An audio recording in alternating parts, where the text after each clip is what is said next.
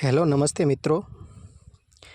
તારીખ 7/9/2024 ને શનિવાર યોગી નામનું ખતરનાક વાવાઝોડું Singapore, China, Vietnam, Laos, Thailand અને મ્યાનમાર જેવા દેશોને ધમરોળી નાખ્યું છે। અને તે સાયક્લોન સિસ્ટમ યાની ડીપ લો પ્રેશર સિસ્ટમ પશ્ચિમ દિશામાં આગળ વધતું ગયું છે, પરંતુ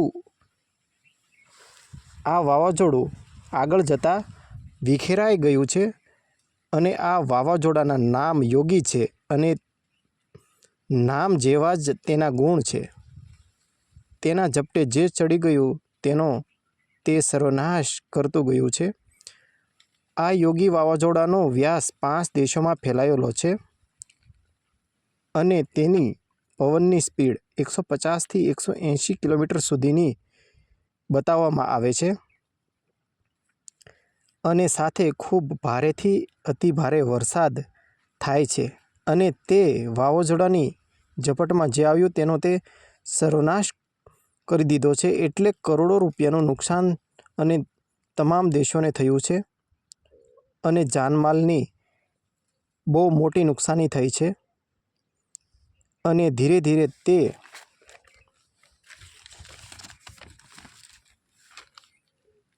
ખતરનાક વાવાઝોડું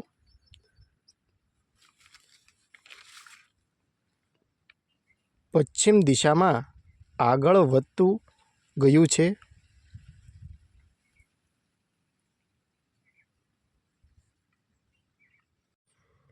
તે આગળ જતાં નબળું પડી અને વિખેરાઈ ગયું છે, પરંતુ તેની લો પ્રેશર સિસ્ટમ પશ્ચિમ દિશામાં આગળ વધતી જ ગઈ અને તે મ્યાનમાર સુધી આગળ ગઈ, એટલે તે આગામી દિવસોમાં ભારતમાં પણ પ્રવેશ કરી શકે છે। તેની સાથે સાથે એક અપર લો પ્રેશર સિસ્ટમ બંગાળની ખાડીમાં ઊભી થઈ છે। આ અપર લો પ્રેશર સિસ્ટમ સાયક્લોનના સ્વરૂપમાં રૂપાંતર થાય તે પહેલાં જ ભુવનેશ્વર અને છત્તીસગઢ ઉપર થઈ પશ્ચિમ બંગાળમાં ફેલાઈ અને આગળ વધીને તે બિહાર, ઉત્તર પ્રદેશમાં ફેલાતી ગઈ। પશ્ચિમ બંગાળમાં આગળ વધે તે સમયે પ્રશાંત મહાસાગરમાં ઉદ્ભવેલું વાવાઝોડું યોગી વાવાઝોડું ઘણા દેશોને ધમરોળીને વિનાશ કરીને તે આસામ ઉપરથી ભારતમાં પ્રવેશ કરે છે।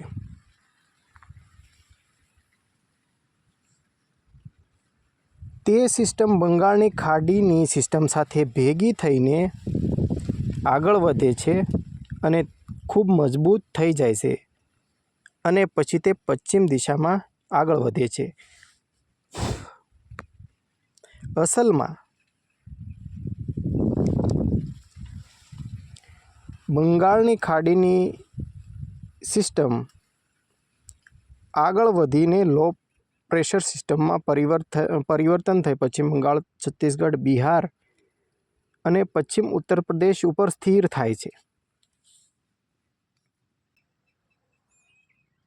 ત્યારે આ સિસ્ટમ પ્રશાંત મહાસાગરના ખતરનાક યોગી વાવાઝોડાની લો પ્રેશર સિસ્ટમને જો મંદ અને વિખેરાઈને પછી નબળું પડેલું છે તેની સિસ્ટમને પોતાના તરફ ખેંચે છે। એટલે આ બંને સિસ્ટમ ભેગી થઈને મજબૂત થાય છે અને તે પશ્ચિમ દિશામાં આગળ ચાલે છે। એટલે તે સિસ્ટમ વહેલા મોડી ગુજરાત તરફ આવવાની શક્યતા ધરાવે છે। આ સિસ્ટમ પશ્ચિમ દિશામાં ચાલે એટલે આવનારા દિવસોમાં દિલ્હી તરફ અથવા મધ્યપ્રદેશ ઉપર ચાલવાની શક્યતા છે। અગર તે સિસ્ટમ મધ્યપ્રદેશ ઉપર આવશે તો ચોક્કસ ગુજરાત ઉપર આવવાની શક્યતા છે અને તે સિસ્ટમ પૂર્વા નક્ષત્રની અંદર ઉત્પન્ન થઈ અને અત્યારે તારીખ 13/9/24 ઉત્તરા નક્ષત્ર બેસી ગયું। એટલે આ નક્ષત્રમાં વરસાદ પવન સાથે તોફાની હોય છે અને તે અત્યારે નુકસાનકારક સાબિત થાય છે. એટલે સાવધાન રહેવું જરૂરી છે. આ માહિતી તેના ગુણધર્મો અને તેની ગતિવિધિ અને તેની દિશા ઉપરથી અનુમાન કરવામાં આવે છે અને તે સત્ય સાબિત થાય છે. અગર મિત્રો તમને આ માહિતી સારી લાગી હોય તો ચેનલને લાઇક, શેર અને સબસ્ક્રાઈબ જરૂર કરજો. આ સિસ્ટમ નાગપુર, અલ્હાબાદ, ગ્વાલિયર, ધનબાદ, ભુવનેશ્વર, વિશાખાપટ્ટનમ, હૈદરાબાદ આ સમગ્ર પ્રાંતની વસાળે સ્થિર થાય છે અને ધીરે ધીરે તે આગળ વધતી જાય છે અને છેક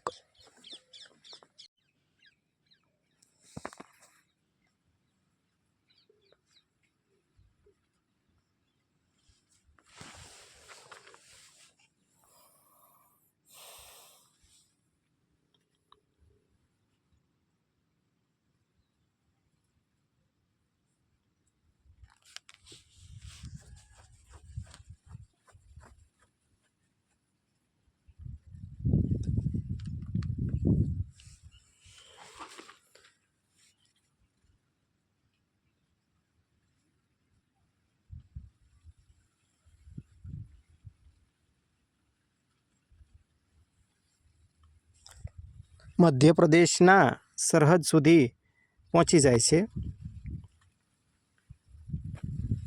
ઝાંસી, કાનપુર, આયરા જેવા વિસ્તારમાંથી તે ગુજરાત ઉપર આવે એવી સંભાવના દેખાઈ રહી છે.